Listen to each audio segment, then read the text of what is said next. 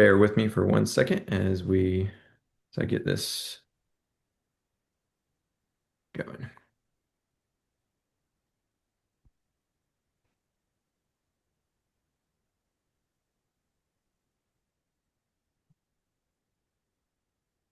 All right, can everyone see the presentation? All right. Thanks everyone for joining today for our West Virginia Outdoor Economy Series. This is the second webinar in our series. We just kicked it off last time, and we aim to have about 8 to 11 of these a year, mainly happening monthly and probably skipping on some holidays. But at the end of the month, generally is when we'll be having our webinar series. So I'm really excited today to have for this topic, creating bicycle-friendly communities in West Virginia. There's a lot of momentum happening in this space, especially in the natural surface trails across the state, but also what connects trails to our downtowns, our bicycle-friendly paths, greenways, bike lanes, things as such. So we have a topic to discuss today and to learn from experts in the field on our national field and then as well as our local field. But I'm really excited uh, to be here with you all today. My name is Corey Lilly. I'm the manager of outdoor community development for the Brad and Elise Smith Outdoor Economic Development Collaborative. I'm up here today in Morgantown. It is a rainy day in Morgantown, and normally on rainy days, it's great to get cozy up on the couch and read a book, but we all got to work. But this is a great way to get cozy up and learn about some bicycling and creating bicycling friendly communities, and thus helping your outdoor economy in your local community. So thanks so much for your time and joining with us today. I'm really excited. So the Brad and Lee Smith Outdoor Economic Development Collaborative, we have quite a few programs that have been launched that I want to make you all aware of before we dive into our webinar for today. The Brad and Lee Smith Outdoor Economic Development Collaborative, our purpose is to stop the brain drain in West Virginia and the population loss. And we envision a West Virginia that each community is vibrant and thriving. And we do that through empowering our West Virginia communities and partners across the state to enhance their outdoor economy and their quality of life through outdoor recreation. And so one of those ways is today we're offering webinars and bringing in experts in the field to be able to assist you in your quest to be able to advance your outdoor communities. So we have two departments in our office that we do this. Our talent and attraction. This is, you've probably heard of the Ascend program, where we bring in remote workers from out of the state, and also our First Ascent program. That if you're a newly graduated uh, graduate of Marshall or West Virginia University, you can get brought into a program to help be a better remote worker. But on our other side of the house, this is where I work, is our outdoor economy, community, and infrastructure development team. And we have multiple trainings and programs to be able to offer our communities across the state. So one of those is our West Virginia Trail Training Education Resource Center. We actually have one of our programs happening this weekend, but this is an in-person workshop, full-day workshop that we get out into the field with volunteers or trail managers and get dirty with them, building trails, helping them advance their skill sets out in the field. We have a couple more of those trainings coming up. One this weekend in Beckley at the Piney Creek Preserve. You can still have an opportunity to sign up for that. There's still a couple spaces left, but then we also have a few others throughout the rest of the year across the state. But in addition to these trainings, these intro to trail building, we also have intro to rigging and other trails courses that we offer, that we've already offered for this year, but we're building them out for next year. So if this is something of interest that you'd like to bring to your community, please reach out to us and let us know. We also have our outdoor community meetups that happen across the state. They're in 6 different locations. If you'd like to learn more about these, please follow on our newsletter. And another big announcement that I have is for our Outdoor Economy Summit that's happening February 17th and 18th in Charleston, West Virginia. And then we're having in the Nature Conservancy is having an outdoor recreation day at the Capitol on February 19th. So if you have interest in this and being a part of this conference, please, we'd love to see you there. We have lots of great things planned. And this is a save the date, and we'll have more information on registering, signing up for this. Or if you're interested in being a sponsor of this, please reach out and let us know. So, what's up next after this webinar? We have another webinar already lined up for next month. It's Pathways to Accessible Outdoors. It's our third webinar. It's being led by Tourism Impact Services and Bobby Chappelle, a national leading expert in creating accessible spaces in the outdoors. So, we invite you to join us on that October 30th at 11 a.m. But I am really excited to move towards today's presentation. And we have our two presenters on the call that I'm really excited to have and learn from today. And I'm just honored to be able to welcome Amelia Neptune and Mitch Lehman. Amelia Neptune from the League of American Bicyclists, a national organization that she's going to tell you all about what they do and their programs that they offer. And Mitch Lehman from the city of Beckley and the Beckley Outdoors Initiative and what the city of Beckley is doing locally and utilizing the programs that the American League of Bicyclists have. So with that, I'm going to stop sharing and I'm going to pass it over to Amelia. Thanks so much for being here. Awesome. Thank you for having me. And I'm going to start sharing. And yeah, I just want to say what an honor it is to be on the second webinar in this series. This is a really great series. So thank you so much for inviting me to be a part of it. And yeah, for the curiosity about the Bicycle Friendly Community Program. I'll start by introducing myself again. I'm Amelia Neptune. I'm the director of the Bicycle Friendly America program. And I'm based in Washington, D.C., just, down the road from you all. So I think I was saying with Corey that we share the weather right now. It's rainy, just like it is there. So, but I've lived all over the country. I'm originally from New Mexico, and I just wanted to say that I live in Washington, D.C. with my family. We're car free, and this summer my two kids went to summer camp in West Virginia. So you all have already developed a very soft spot in my heart, and I'm again really happy to be here. I've been at the League for 11 and a half years, and the League, if this organization is new to you, we have been around since 1880 as an organization, a very long history, originally advocating for the very first paved roads in the nation. And our mission today continues in a very similar vein of leading the movement to create a bicycle-friendly America for everyone.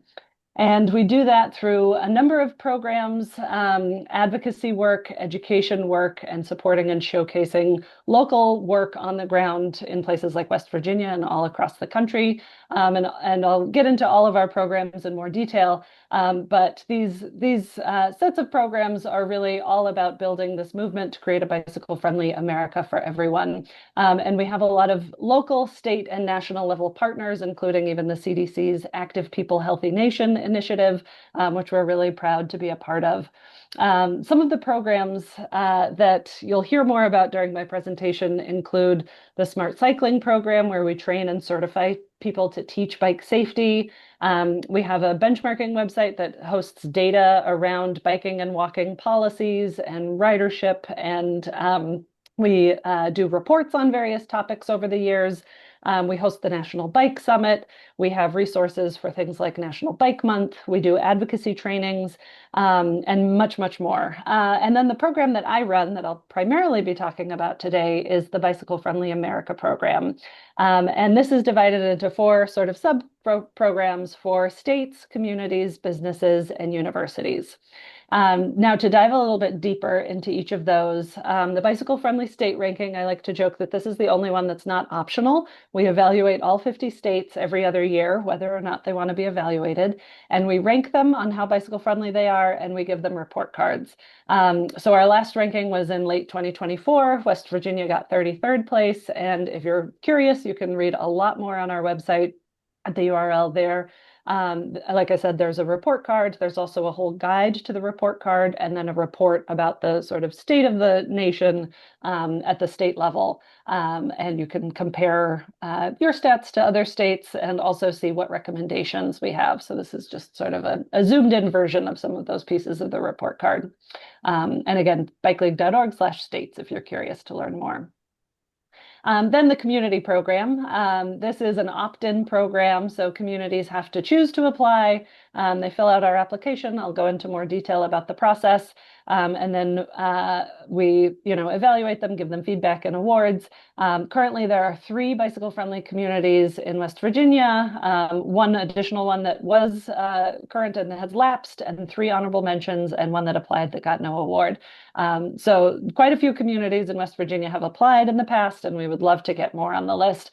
But all across the country right now, we have 460 current bicycle-friendly communities in all 50 states and DC. Next, the university program. There are 209 bicycle-friendly universities, one of which is in West Virginia University, right there. And we're in 44 states and DC with those 209 colleges and universities. And then the business program is the largest in terms of size. It has over 1,200 businesses in all 50 states and DC, and two of those are in West Virginia. And you might have noticed that when I mentioned the West Virginia applicants for communities, I mentioned that there was a no award and an honorable mention. And I really want to emphasize that this is not a participation trophy. I'll get into the criteria in a moment, but all of these award levels are really noteworthy. Getting a bronze is a high achievement, and over 60% of first-time applicants do not get an award. They get honorable mention or no award. But the goal of this program is to provide feedback and guidance to help everybody improve, whether they're at honorable mention or platinum. So we're not just giving out awards and recognition for the things you're already doing. We're giving out guidance and advice on things you could be doing to help you improve, again, regardless of where you are. And this feedback comes in the form of a report card from the league with recommendations and high-level stats. And you'll also see survey data. So these graphs at the bottom are part of a public survey that's a really important component of our review process, hearing directly from bicyclists. So it's not just our team of national reviewers looking at the applications and comparing them to communities all over the country, but also hearing directly from the people who are walking or biking or want to be biking in that community. And something I like to emphasize is that even in our survey data, we say that there is room for improvement at all award levels. So this is a graph of survey data from over the years of asking people whether it's safe or dangerous to ride a bike in their neighborhood. And even in our platinum level communities, over 50% of respondents say it depends. Some parts of our community are safe and some don't feel so safe. And so there really is room for improvement everywhere. And a huge goal of the BFC program is meeting communities where they are and finding ways that they can improve. On the recognition side, we try to do a lot to celebrate our bicycle-friendly communities. We do a national press release. We send an announcement toolkit to applicants, as well as a sort of celebration and award ceremony guide, talking points if you wanted to have an award ceremony. We also send out our press release to state and local partners so that local media and statewide media can pick it up. So again, we're trying to celebrate the wins and the successes for the communities as well. Then you can dive deeper into the Bicycle Friendly Awards database on our website. Bikeleague.org/map can bring you there.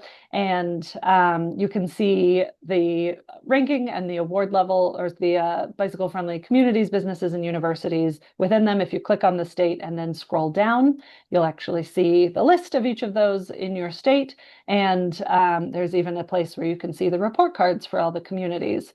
So just a quick snapshot of one of the communities in West Virginia, their report card. There's usually 5 or 6 pages long, and there's a lot of data and information there. And the last two or three pages are always the recommendations for how the community can improve. And we do try to incorporate feedback that we saw on the surveys in that as well. Communities also get a full report of their survey data. So all the open-ended questions that are asked in the public survey, the community, the applicant gets that as well. So they're hearing all the feedback from the locals in addition to hearing from our national team.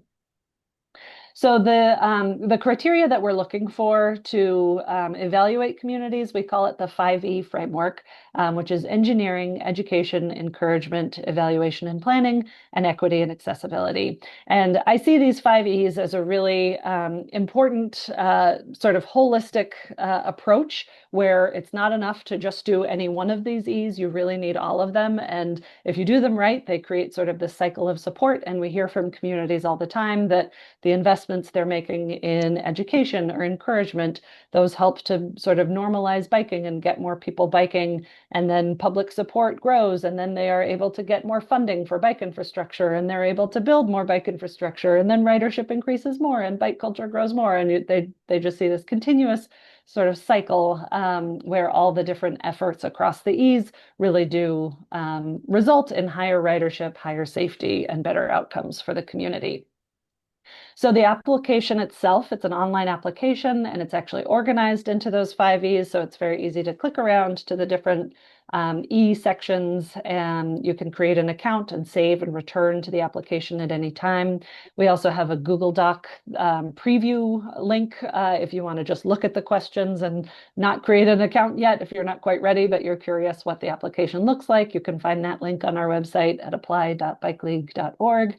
And one really important thing to note is that we are trying to meet every community where they are, and we have communities of all shapes and sizes in the program. So the very first part of the application is understanding the community itself. And this is where we're asking about things like land use and demographics and geography and the physical and sort of social and economic characteristics of the community that really impact what we might be looking for throughout the rest of the application. So there's no one size fits all of, every community is expected to have, protected bike lanes on every single road or certain kinds of education events or encouragement events. It's sort of meeting the communities where they are and understanding what's going to move the needle, what's going to work in a rural town versus a sprawling suburb versus a large county with little bits of each, and versus a very urban city.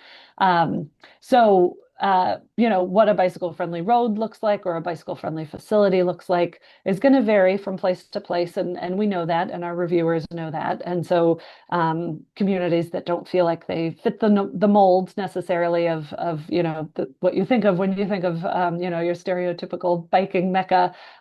We want all of those communities to know that there is something for them in the bicycle friendly community program. And there are facilities that are appropriate for them, whether it's trails or on street bike lanes or slow speed roads. There's something for everyone there. And thankfully, we also have really great guidance from the federal government and also from groups like NACDO and AASHTO. These are acronyms, but we have a great resources page that links out to all of these different design guides and best practices and resources for what good bike facilities look like. And a really micro scale, we've also partnered with AARP to develop the bike audit toolkit. So if you're interested in, impacting one specific trail or intersection or street or roadway segment, this is a really great tool to, pull together a couple of volunteers or a whole group, including elected officials. It's up to you. But using the bike audit toolkit, you can go out and analyze and assess and create a report if you'd like to, and share that with your elected officials or your decision makers or, the appropriate partners in your community.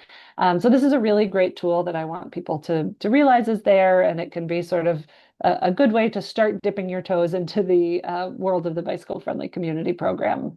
So all of that is under the engineering E, all the physical infrastructure, things like bike parking, all the physical things, and also the policies that support them, like complete streets policies. The next D that I'll talk about is encouragement. And this is another one that can look like a lot of different things, whether it's, a chamber of commerce hosting a bike ride with local employers, or a coffee cart along the trail on a bike to work day, or a bike shop hosting an all women's night, or a big open streets event with a big ride. This can look like a lot of different things. And the League has some great resources, especially around National Bike Month, which is in May. Of course, you can celebrate at any time and use the resources that we have on our website any time of year. We see communities like College Town celebrate in September when students are returning, and that makes more sense. Or places like Alaska and Colorado are celebrating in June when they know the snow is over, whereas Florida is celebrating in March. So, again, find the tools and adapt them to your community, to your needs, and Bike Month is no exception to that. Just one example I really love to share is out of Ridgeland, Mississippi. Their mayor is very supportive of biking, and he does a bike safety proclamation every single May. And he pulls together all the partners, like the local bike clubs, the tourism bureau, the bicycle friendly businesses, the bike shops, and he has a big sort of celebration and photo op with their proclamation. So if you have an elected official who might find this interesting, this is a great way to encourage them to get involved. And our Bike Month guide that I showed on the previous slide does have a template proclamation to make that easy for you. Another thing I love out of Ridgeland is their tourism bureau is really supportive of bikes. They help put on their Natchez Trace Century Ride every year. And so they've got events for visitors and locals. They've got things like a family fun ride, and they're promoting bikes. And so I want to emphasize, especially given the topic of today's webinar, that your tourism agencies are really great partners, whether it's to put on a bike event or in Ridgeland, they actually host their bike share for their community. They have 8 bikes that can be borrowed, and they're looking to expand. They're partnering with the local community college to add a new station. And it's Explore Ridgeland, their tourism bureau, that actually manages that process. So think of that group as a potential partner for all of the biking activities in your community. And sticking with the encouragement E, another example of a tourism bureau doing great work is out of Fayetteville, Arkansas. They're doing really awesome work with our bicycle friendly business program. And we have a write up of them in a tool called the BFC Idea Book that I'll share later. And I'll put a lot of links in the chat when I'm done with this. But Fayetteville, they've hosted bicycle-friendly business boot camps for all of their local businesses. And as a result, they are currently third in the nation of cities with the most bicycle-friendly businesses with 55. And this was really a partnership between Experience Fayetteville, which is their tourism bureau, the city, and their Chamber of Commerce. And this is just a map of all the bicycle-friendly businesses in their community. And it's just been really cool to see, from museums to hotels, the tourism angle, trying to bring people in and making bikes a part of it, but also, places like coffee shops and ice cream shops and, places that visitors and residents use regularly. So I thought that was a great, inspiring story. And I encourage you all to think about local businesses and employers in your community that might find the BFB program to be a useful tool. If you are tuning in from a city or a town government, I also want to emphasize that you can apply for the Bicycle Friendly Business Program as an employer. We've got lots of city halls and county campuses and things like that, administrative offices that are bicycle friendly businesses and that have found it really useful to sort of build that bike culture internally, in addition to working externally more broadly in the community. So those are all things that strengthen the encouragement section of the bicycle friendly community application. And I really think businesses and partnering with local employers is a great way to build bike culture, to help more people commute by bike and integrate biking into their daily lives. Next, I'm going to talk about the E of education. And this is another area where the League has a lot of resources for you. You don't need to reinvent the wheel.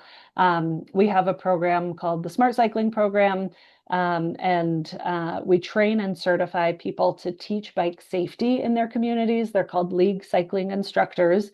So you can look up on our website upcoming LCI seminars if you're interested in becoming an LCI, or if you want to find an existing LCI and bring them to your community to host a bike ride or a class, or just have them, participate if you're doing something like a bike awareness event during the farmers market. You can have some LCIs there to answer questions about bike safety and rules of the road.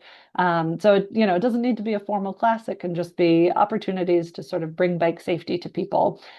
We also have a lot of great printed and online materials. So videos, online quizzes, great little pocket-sized smart cycling quick guides in multiple languages. So there are lots of good resources if education is an E category that you're looking to improve in. Most of those resources are for adults, but there are also resources for children too. And a huge initiative that the League is encouraging right now is a program that we call Ready to Ride, where we are encouraging every school across the nation, every elementary school, to consider adding in-bike in-school on-bike education. Here in Washington, D.C., I feel so lucky because every single second grade class gets on-bike education as part of their PE curriculum. It's just a standard part of classes, and this is actually a picture I took outside of my kids' school of the fleet of bikes that moves from school to school. And the graph here is looking at bicycle-friendly community data of how many schools at the various levels offer on-bike education, offer a fleet of bikes, and have the resources available for teachers to learn to teach bike safety. We also are seeing communities make investments to sort of institutionalize this by, putting down traffic gardens or building places where kids can learn the rules of the road and traffic safety and on-bike skill learning in a really safe, sort of protected environment like this. So this image is out of Roanoke, Virginia. And so we've got a lot of resources for our Ready to Ride program. We have a growing map where we're showcasing all the different places across the country that do have on-bike in-school education. And we've now released two different reports under the Ready to Ride program about the work that's being done all across the country. Okay, so that's the education E. Next E is evaluation and planning. And this is where we're looking at how communities are sort of institutionalizing and measuring the progress that they're making. So whether that's making sure you have staff or committees dedicated to thinking about bikes and making sure bikes are front of mind and a part of infrastructure changes and roadway changes, developing plans and then putting funding behind it, establishing real budgets to implement those plans, and data collection both for ridership and for safety data. So crashes and fatalities, of course, you want to see where those are happening, if there are recurring areas where there are huge safety issues. So those are the kinds of things we're looking for under evaluation and planning. And again, this is going to look really different from a small town to a big city. And one of the things I really love about smaller communities and rural communities is that some of the engagement pieces are actually much easier when you're in a small community, because reaching more people, a higher percentage of the community with, something like a survey or an event can sometimes be a lot more feasible in a smaller knit community. So I like to remind our smaller communities that they do actually have some advantages in some categories compared to the bigger, more dense urban places. And this is definitely one of them in that outreach and engagement part. And then finally, the last E is equity and accessibility. And this is where, taking the context of the community in mind really matters. So thinking about, how many households in the community don't have access to a vehicle, or what percentage of the community is under 18 or over 65 or has a disability or a mobility challenge, and all the different ways that a community can make sure that they're removing barriers for everyone and recognizing that not everyone has the same barrier. I really love this graphic from the Robert Wood Johnson Foundation that shows giving everyone the same bike doesn't really solve the problem to trying to get everybody on a bike. Some people might need, a hand-powered tricycle. Some people might need a large, tall bike. Some people might need a kid's balance bike. And similarly for neighborhoods and for communities, breaking down the barriers might be an issue of slowing down traffic speed. It might be an issue of implementing more education. It might be an issue of offering those encouragement events and or making bike share an option. Different aspects are going to be more or less important in different communities, and recognizing and understanding what those differences are is a big part of the Bicycle Friendly Community Program. And we're seeing really innovative approaches, whether it's something like working with seniors and getting them out on bicycles, or working with people with disabilities and getting them out on bicycles. There are tons and tons of great examples. And even in smaller communities, we hear that transportation is a huge social equity issue. This is a quote from one of our gold level communities, which is a town of 5,000 people in Utah, Park City. And they said, issues around, making sure their low income housing areas have access to the trails just as much as, every other part of the community, and prioritizing projects in neighborhoods where it's needed the most, and really thinking about connectivity. This is an issue for every single community. So those are the five E's. And again, I want to emphasize this sort of cycle of support where, doing, approaching the bicycle friendly community work in a way where you're thinking holistically and seeing how this virtual cycle of support can play out in your community. If you take advantage of all the different resources in the bicycle friendly community application and the program, you will get a lot of ideas of ways that your community can improve. And we do see that bicycle friendly communities have higher ridership than non-bicycle friendly communities and average communities, even large cities. We also see that bicycle friendly communities are safer for all road users. So it's not just benefiting bicyclists, but benefiting drivers, benefiting people who are walking, benefiting everyone in the road. Um, and this is research that continues to be found over and over again that places with higher bicycling rate are safer for everyone. So I really want to emphasize there are so many benefits, whether it's the health benefits, the economic benefits, the sustainability side, or the safety side. Um, Becoming a bicycle friendly community is good for every part of your community. We often hear that hearing examples from other communities is one of the biggest things that people are looking for. So a lot of the examples that I've shared in my presentation are all in a resource called the Bicycle Friendly Community Idea Book, and I'll put the link in the chat when I'm done presenting. But the idea book is this great, it's a PDF, but it's also an interactive map where you can sort and filter by community size and look at different examples across the five E's. So I hope that you can explore that and spend some time in there to find inspiration.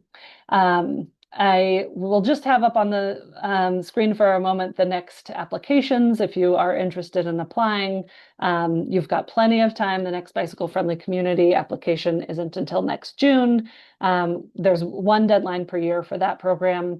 There are three deadlines per year for businesses, and the next one's coming up pretty soon on October 30th, but that's still plenty of time. The business application is pretty short and straightforward.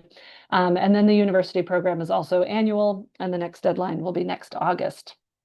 Um, and just to share a few more resources from the League that I want to put on everybody's radar that can help your work in your community. The website, I've referenced this earlier, data.bikeleague.org is our benchmarking website where we're tracking ridership and policies and programs across the country and trying to provide data for advocates to make the case for bicycle friendly improvements in their community. So you can check that out as a resource.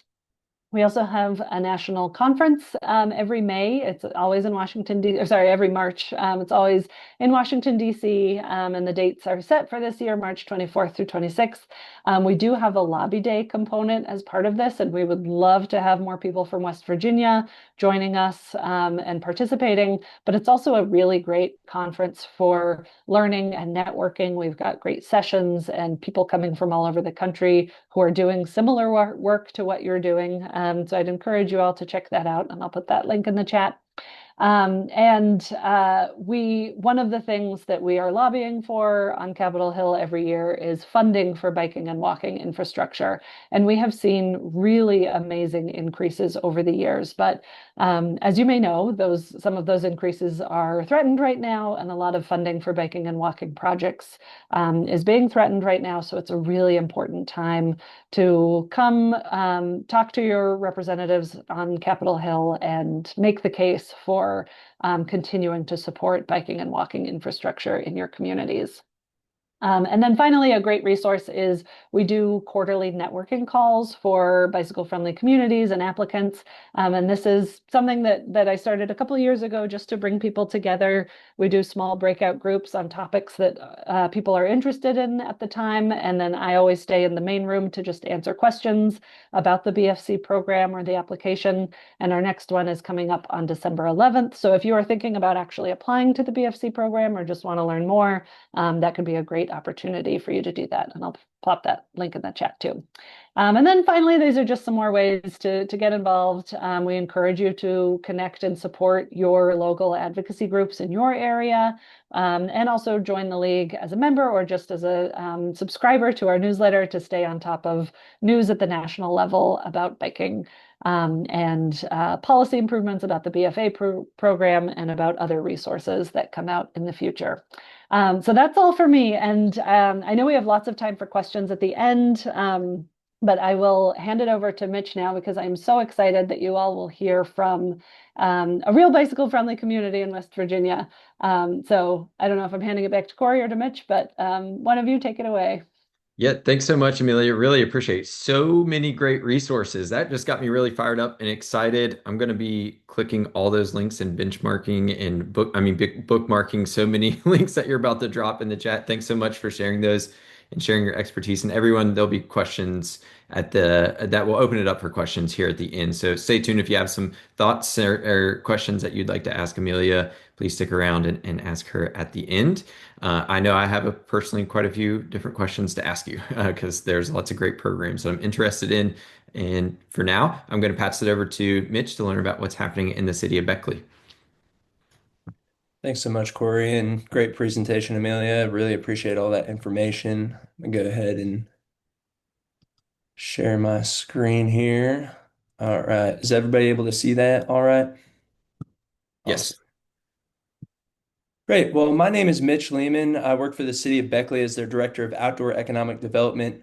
And I'm here to tell you a little bit more about the Beckley Outdoors Initiative. So just to give a little bit of background on myself, I've been the director of the Office of Outdoor Economic Development since January of 2024. Formerly worked with Region 4 Planning and Development Council as a project specialist and specializing in outdoor recreation development. I moved to West Virginia in 2019 to pursue rock climbing in the New River Gorge and finish out my business management degree at WU Tech in Beckley.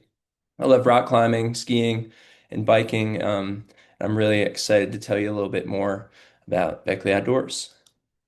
So I'm sure many of these images resonate with you all, whether you participate in them or know people who do. I think you guys are going to love the Beckley Outdoors Initiative. So, outdoor recreation is already a cornerstone of West Virginia's economy, generating $9 billion in consumer spending and supporting 91,000 jobs, which is nearly twice as many as the coal industry. This sector contributes $660 million in state and local tax revenue, which funds essential services for all West Virginians. With 18,754 outdoor recreation employees, the industry supports diverse roles across the state. Beyond economic benefits, outdoor recreation enhances West Virginia's quality of life, attracting visitors, boosting local businesses, and enhancing the state's image as a top outdoor recreation destination. This attracts new talent and encourages investments in outdoor infrastructure. The city of So this is just a brief video from the launch of the Beckley Outdoors Initiative, just kind of giving an overview of what we're trying to accomplish here in Beckley.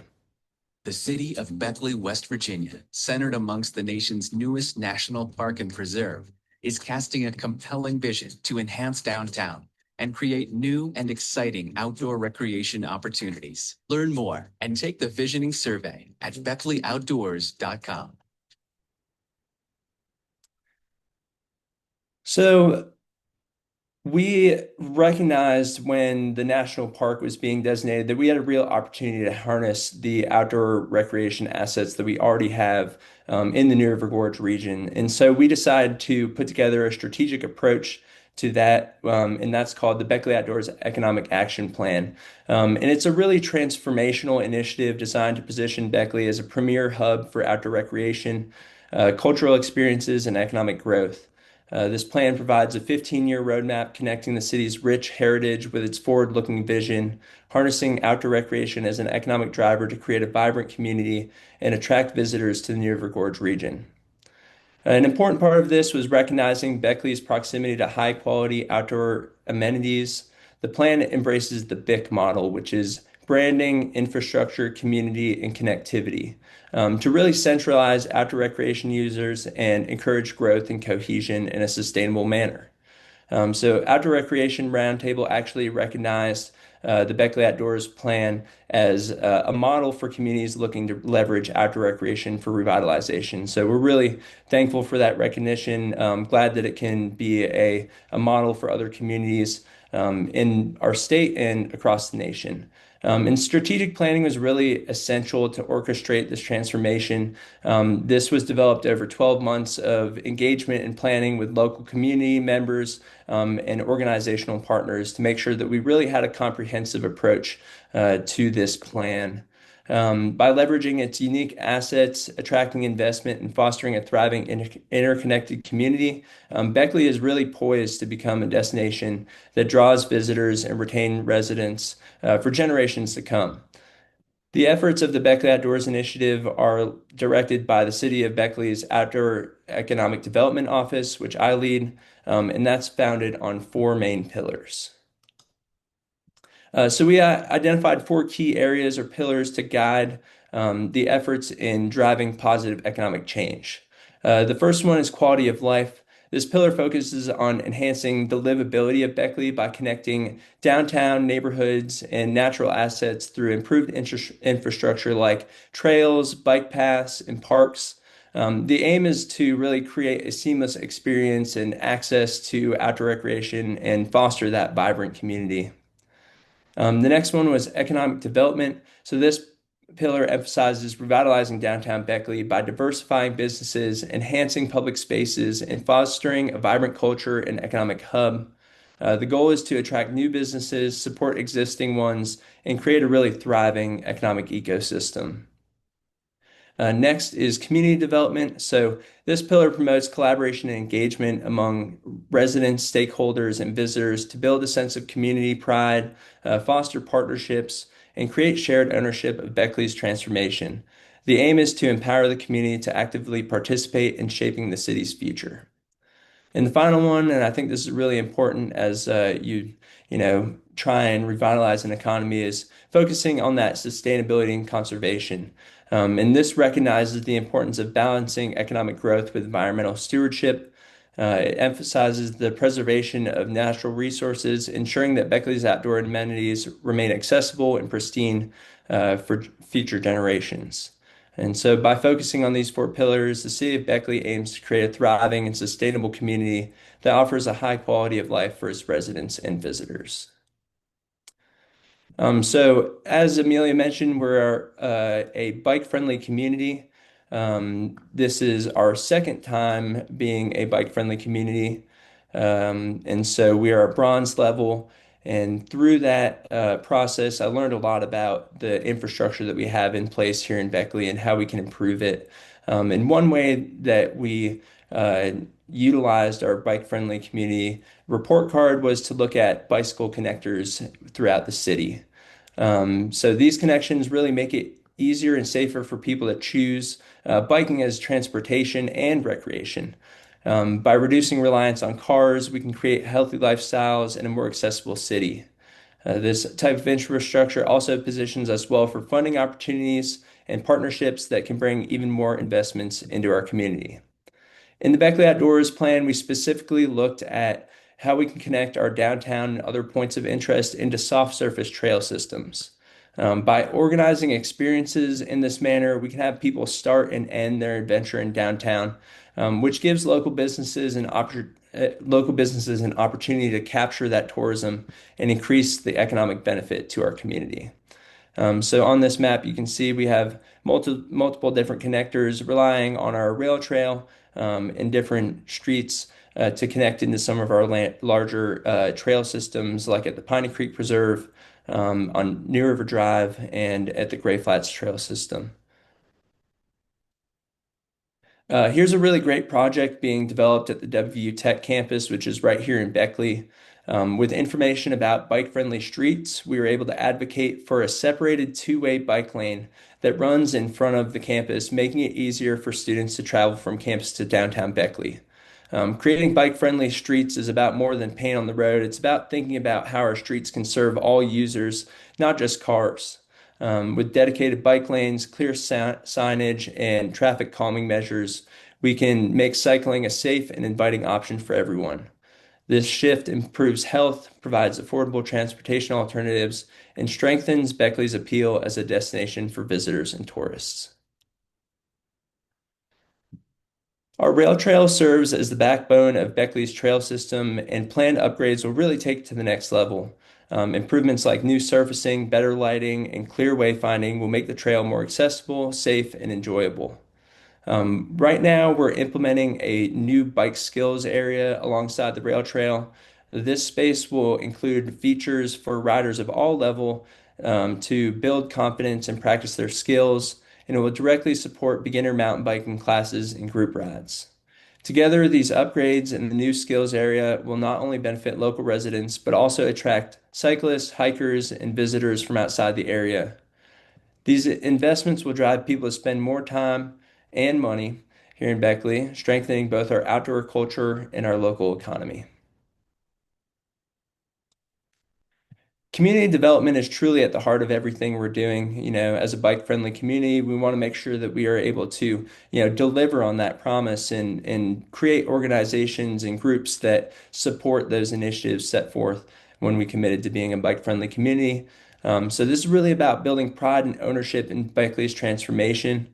One way that we've advanced this is through the formation of the Beckley Outdoors Coalition, which is a working group made up of over 15 partners representing local, state, and federal organizations across the nonprofit, government, and private sectors.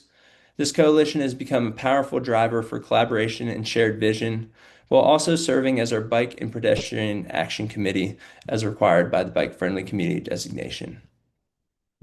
Additionally, we assisted in the creation of a new nonprofit, Beckley Area Trails, which is dedicated to trail stewardship and advocacy. Even just in its short existence, Beckley Area Trails has already made a noticeable impact by organizing volunteer efforts, improving trail systems, and championing outdoor recreation development in our community. I'm really excited to have this group. It's essential before we're developing all these trails that we have the community support in place to make sure that we can preserve these assets and really protect our investments and give people a really high quality experience when they come to Beckley. Another great project that we're working on is the Piney Creek Preserve. So the Piney Creek Gorge corridor provides not only a significant opportunity to develop outdoor recreation assets within the city, but it also provides the unique key that can unlock a long-time regional goal, which is to link the city of Beckley to the New River Gorge National Park via soft surface trails. Thanks to the West Virginia Land Trust, the first major property within this corridor was secured in 2019. The 613-acre Piney Creek Preserve provides access to the Waterfall Hollow Trail, the Wildwood Trail, and also Stanford Grove, which is a 5-mile trail system that we've designed, and I'll tell you a little bit more about that. So this is what the Stanford Grove Trail System looked like in the Beckley Outdoors Economic Action Plan. This is the 50,000-foot view so that we could explain where it was located, how it would work into all of the other assets that we were looking at developing. And so this was really good to get us started, but we needed more construction-ready documents so that we could begin to develop this trail system in a sustainable manner. So we were able to secure a grant through the BRIC program and bring out a professional trail designer, Single Track Trails, to create a more robust and formal trail design. So this is the Stanford Grove area. We have a very bike optimized approach to this trail system because we recognized in looking at other bike trail systems in the area that it was really needed to have a downhill focused bike optimized trail system. In addition to the bike optimized trails, we do offer a perimeter loop and access down to the river so that more than just bikers can enjoy this outdoor recreation asset. So we began construction on this area, and so I'll show you a couple of photos here of what we've been working on. We're really focusing on that sustainable trail development, making sure that we have appropriate drainages, and building it to a specification that's friendly for beginners. So this is a beginner flow trail. Really nice second succession forest. Nice and open, has a great canopy, so even in the summer months, it's not too bad developing trails out there. I just want to leave you all with some key takeaways that I've learned throughout the process of implementing the Beckley Outdoors Initiative. The first one is that collaboration drives success. The outdoor economy really thrives through partnerships between local governments, nonprofits, businesses, and community groups. These collaborations foster economic development, environmental stewardship, and community pride. The next one, outdoor recreation is an economic driver. Outdoor recreation generates billions in consumer spending and supports tens of thousands of jobs in West Virginia, positioning it as a key driver for local and state economic growth. The next one is transforming Beckley through strategic planning. Initiatives like the Beckley Outdoors Economic Action Plan are redefining Beckley as a premier outdoor recreation destination, aligning economic development with cultural experiences and quality of life enhancements. And lastly, infrastructure and connectivity as catalysts. Projects like the Piney Creek Preserve and rail trail improvements emphasize creating seamless connections between downtown, neighborhoods, and outdoor assets, fostering accessibility and boosting tourism. So I hope that was helpful for y'all. Thanks so much to Corey for the opportunity for coming on here and speaking about the Beckley Outdoors Initiative. Happy to answer any questions that you may have now or after the webinar.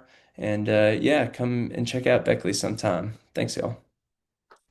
Thank you so much, Mitch. Really appreciate the insight in that and great work on everything. So now is the time for our Q&A session. So feel free to unmute yourself and ask a question to either Amelia or Mitch or both of them.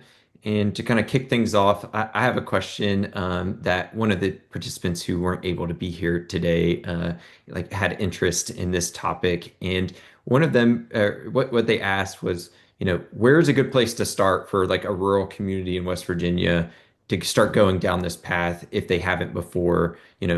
Amelia, what are some of examples or where would you jump into this and what guidance would you provide to someone like that? Yeah, I think if they're looking for sort of stories and inspiration, I think that BFC idea book that I put in the chat and mentioned is a really good one that includes some small town and rural examples. The a lot of communities, I say, start by just looking at the BFC application as sort of a menu of options, but I know it can be really intimidating for a smaller community because we have intentionally designed the BFC application as a really comprehensive set of options for people to choose from, thinking of it as like an educational menu. But we don't expect any community to do everything on the list. And so looking at it, if that's where you're starting, can be a bit daunting. So I would just say look at that, but with caution to not be overwhelmed by all the options. But trying to use it as finding the things that do make sense for that community. And then I think the Bike Audit Toolkit from AARP is another really great way to start because that can be used in smaller rural settings to think about, where trails intersect with roads or, just the sort of minor details of what can make a place comfortable or not for biking. So those are two ideas to start out with. Thanks so much. Anyone have questions? I certainly have quite a lot, but I'm going to pause and Sam, you Hey, unmute. Corey, I have more of a comment. My name is Jeff Simcoe. I'm with the Outdoor Recreation Economy Institute at Frostburg State University. So we're in Maryland, but I just recently was on the technical advisory committee for the Maryland Transportation Trail Strategic Plan. There's a few toolkits included in that plan around building support for trails, funding, and maintenance. That I'll plop into the chat. And even though it's Maryland based, it could provide some good insight for some projects in West Virginia as well. Thanks, Jeff. Appreciate it. Yep. Sam.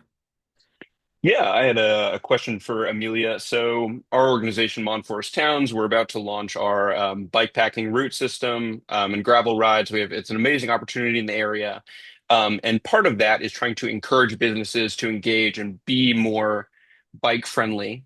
Um, but looking at the bike leagues business, part of it also seems more oriented for employees within the community as opposed to and while we'd love the employees to be more bike friendly, part of what we're imagining when we're trying to communicate with businesses is for a visitor, for a bike packer coming through to know, hey, this is a business that's good to stop at.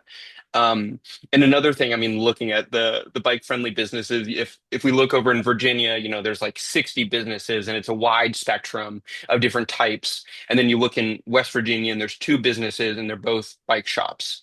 And that the bike friendly businesses like for the League of Bicyclists seems more oriented outside of the capacity of what West Virginia currently has. And I don't necessarily want to ask for, not necessarily a competitor, but are there any models for bike friendly, businesses that we can, in toolkits we can help to provide to businesses that is maybe more aimed at lower capacity, lower population areas?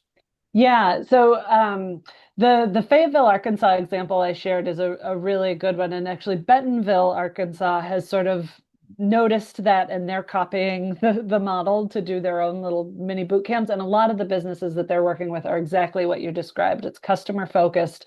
It's like a smoothie shop that has two employees, but tons of visitors, and they're right on the trail and they're trying to get them to like add signage to remind people and use the bicycle benefits program. If you haven't heard of that, I would encourage you to look it up. It's where, businesses have a program that if, yeah, participating people show your helmet and you get, a discount or, things like that. And it's entirely customer focused.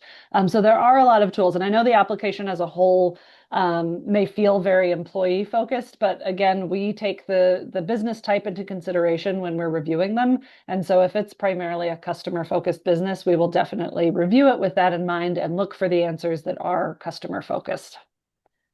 Yeah, I mean, we'd be happy if, business is just more oriented towards having a place to park a bike. Yeah, yeah, So absolutely. Yeah, something a that little bit very more basic. achievable for very small towns. Yeah.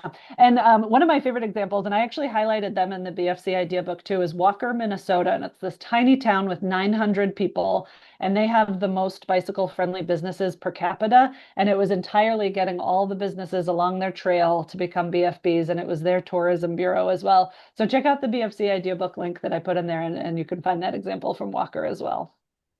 Awesome. Thank you. Mhm.